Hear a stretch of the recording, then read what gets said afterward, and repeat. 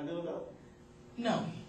You mean that I brought you flowers and you know, I still got a thing going for her, but I got a thing for you too? Ooh.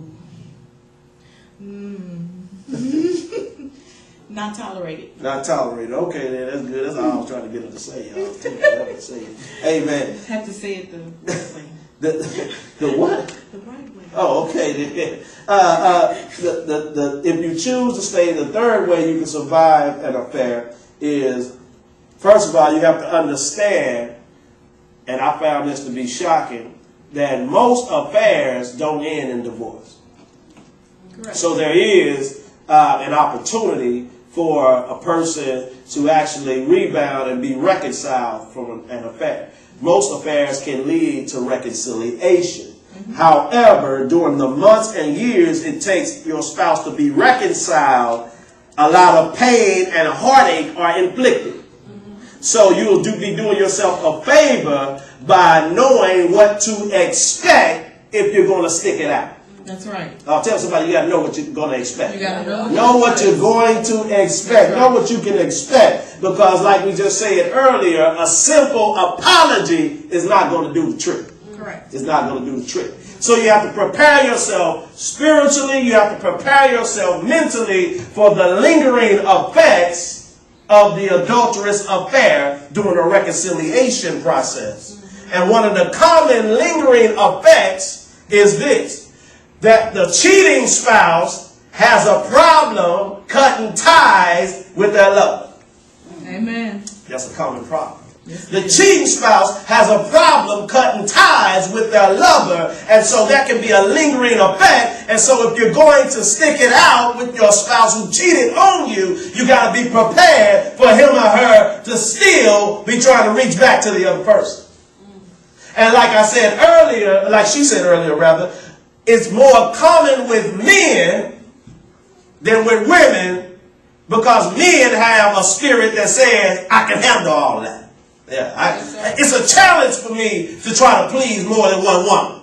Right. So when you tell me that I got to let her go, I get upset and don't want to do it, even though I still want you. I still want her. It's a psychological thing that tells me that I'm okay if I love both, because I got the capacity to love both. I got the capacity by God to deal with both and to want to be with both. And so the lingering problem is with men is that I don't want to sever ties with her. That's right. She's doing something for me that you're not. And unless you're willing to do for me what she is doing, then I can't let her go. Because the whole thing is, the whole reason why I'm with her is because you weren't satisfying a need that I had. Amen. Oh man, this is better than y'all saying amen. Amen. Because y'all don't get this on a normal basis.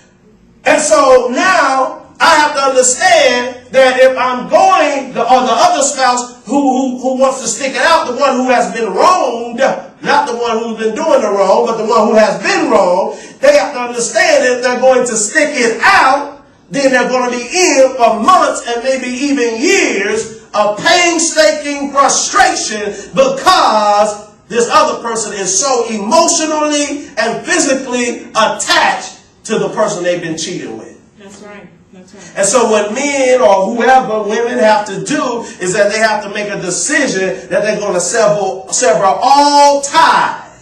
Communication ties, email ties, y'all like talking back to me. That's even right. Change locations if you have to. That's right. Because that attraction that you had to that other person is so strong that you feel like that you can balance both your wife or your husband and that other person. That's right. Or the other 2 or 3 person if you're a freak. Amen.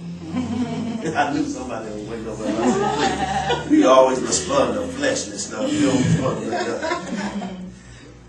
And so you're in for a long, difficult process. That's right. And so you have to be mentally prepared. And sometimes a counselor is necessary for the cheating spouse to make that break. That's right. We talked about, think about this, Tiger Woods. How many of y'all saw the press conference? I heard of the press conference the other day with Tiger Woods. Tiger said it. He said, listen, I thought that I was entitled. I had worked hard my whole life. I had done everything that I was supposed to do. I had this success, and I thought that with the success comes this type of privilege. That's right.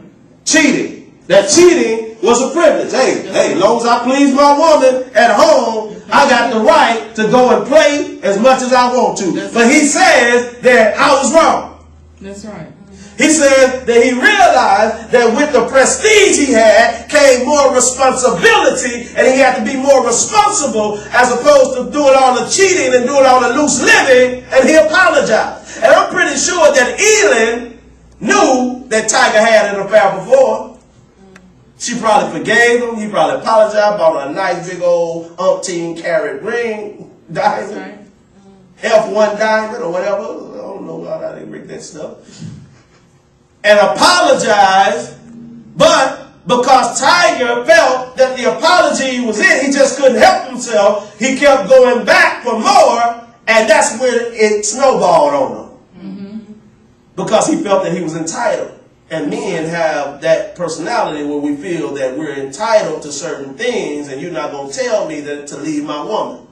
That's right. I don't care if you're my wife or not.